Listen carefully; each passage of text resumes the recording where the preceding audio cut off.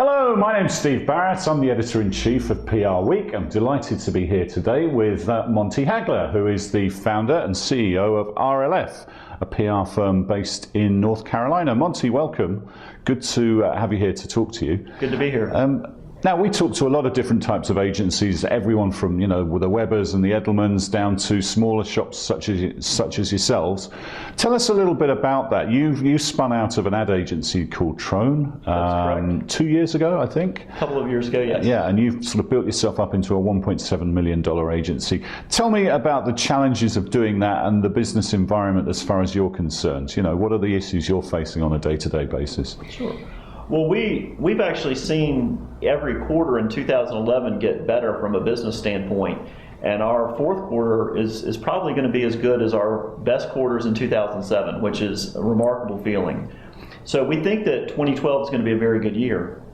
Most of our clients are based outside of North Carolina, and we tend to focus on doing national campaigns for clients that are leaders in their industry. So what we have found really in 2011 is that we're facing, almost every time we get to the finals, the Edelmans, the Weber Shandwicks, the very large agencies. That's interesting. Even at that level, you're still coming up against the big We are, shops. Because we're trying not to do local work. We want to be doing national campaigns, and that means that those are the folks we're facing. We don't have the best track record. We're good enough to make it to the finals right now, but we haven't been able to win a lot of those. So I'm hoping that we're going to turn the tide in 2012. Although we have picked up a fair number of very good clients in 2012. Yeah, so it's convincing those clients to pick a smaller name against the. And what's the argument for using a shop like yourselves rather than one of the big agencies? Well, I think that we say that we are very, very good at ideas, strategy, and service, and putting those three things together. No one's going to hire you just because you give better service, but they're also not going to hire you just because you have good ideas. You've got to show how you can pull all that together.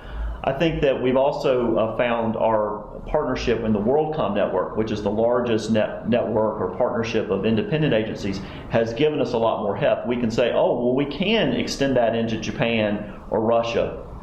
So that's been a very helpful thing for us. How does that work in practice then? Is that effective, a network like that? I believe it's very effective. I believe that I know my partners, my 110 partners in the WorldCom partnership, better than someone who runs an office in Edelman knows their partner across the country, across the world.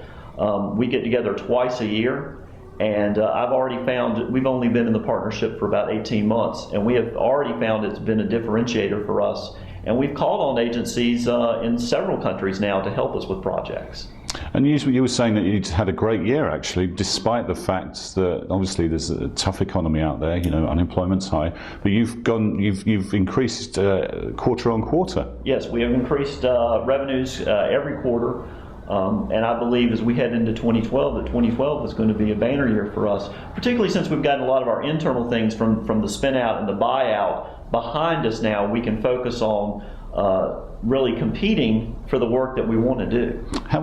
What's driving that then? Why isn't the economy feeding through to the agency sector? Well, I think a lot of good agencies are seeing it. What we've noticed is a lot of companies are actually doing very well from a profitability standpoint. Where they're holding the line is on internal hiring. So I think how that will benefit agencies in 2012 is they're going to want to move forward with campaigns and new project launches, but they're not going to be able to hire internally. So they're going to turn to their agency partners to say, help me get this done. So then the risk becomes on the agency to do the hiring and the staffing and figure all that out. But that's not a new challenge for us. Yeah. So just finally then, to wrap up, what is the argument for choosing an agency like RLF versus an Edelman or a Weber of this world? Well, I very much respect those types of agencies. I think that you're going to get more senior level attention from very experienced folks who are going to work on your account day in, day out, as well as the ideas that really can be executed. So I believe, ideas, strategy, and service, a smaller shop can put those together and then execute it every day. And that's hard to do sometimes if you're not the biggest fish in someone else's pond. Okay, well, we look forward to tracking your progress on that in 2012. Monty, thanks for joining us. Thank you.